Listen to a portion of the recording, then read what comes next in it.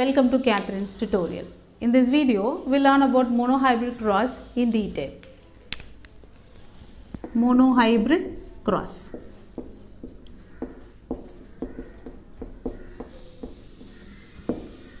What is mono? Mono refers one.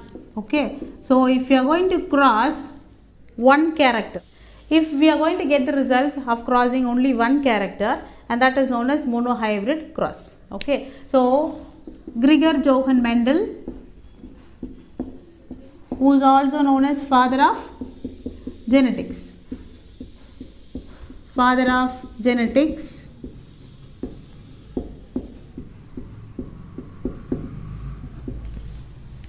He crossed a tall plant with a dwarf plant for his monohybrid cross. Okay. So we'll go with pure breeds, that is we always mention it as homozygous. Homozygous dominant. Dominant refers to tallness in plant. Okay. So he crossed a homozygous dominant tall plant, that is tall is actually a dominant character only. He crossed with homozygous recessive dwarf plant. Okay, here dwarfness is known as recessive character. Here he mentioned this genotype as capital T, and he mentioned this small, that is recessive one with a small t. So in genetics they always use capital letters or uppercase to mention the dominant characters. For recessive characters they always use the lowercase form. Okay. So he crossed tall plant with the dwarf plant. Okay. So the resulting young one, this is going to produce gamete. Each gamete will contain capital T and capital T, and this will also produce a gamete. One will contain a small t, another one will also contain small t. If these two gametes are joined, the resultant offspring is capital T, small t. Okay. So this generation is known as parental generation, or we used to write as P. Okay, that is parental generation. This generation is known as F1. F1 refers to filial. Filial refers, the meaning of filial is son or daughter. Okay, if it is first generation, we used to mention it as 1. Okay, so it is the first generation, we are mentioning it as 1. Here, the dominant gene express its character. So here we have got tall plants only. It is actually recessive, does enable to express the character, or the masking of the character of this particular gene was done by capital T. So here we got only the tall plants. Mendel cross is tall plant, self crossed. Okay, he crossed capital T, small t with again capital T, small t. Okay, T capital T, small t. This is parent generation. Capital T is tall. Small t is dwarf. Capital T is a dominant character. Small t is a recessive character. So he crossed these two plants. We have got the result as capital T, small t, where the plant exhibit tallness.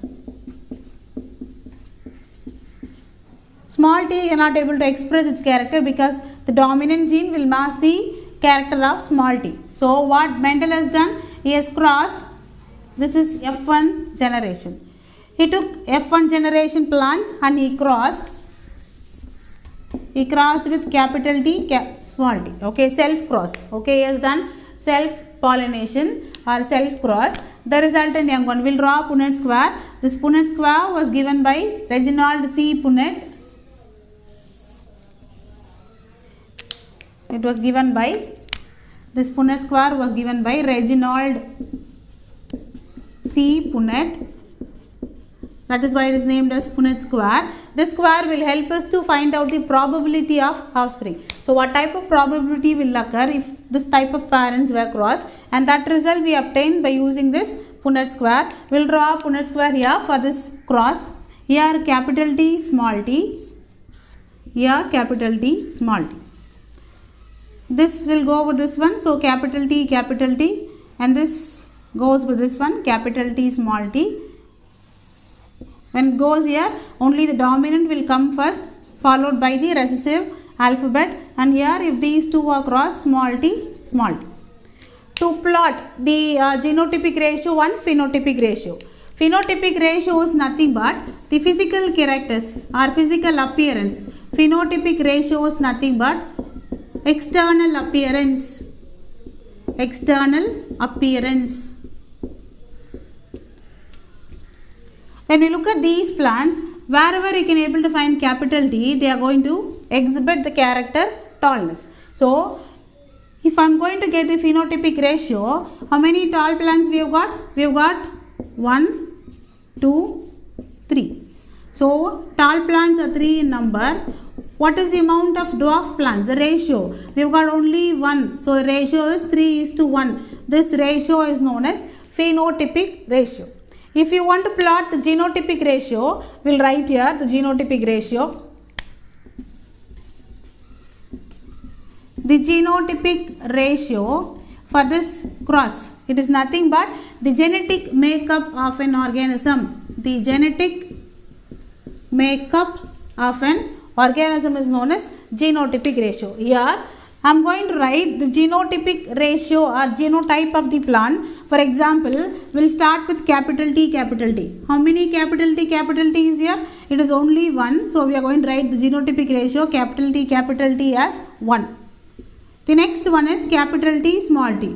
How many capital T, small t we have got? It is these two. These two only we have got. So, it is 2 in number. So, 1:2 is 2.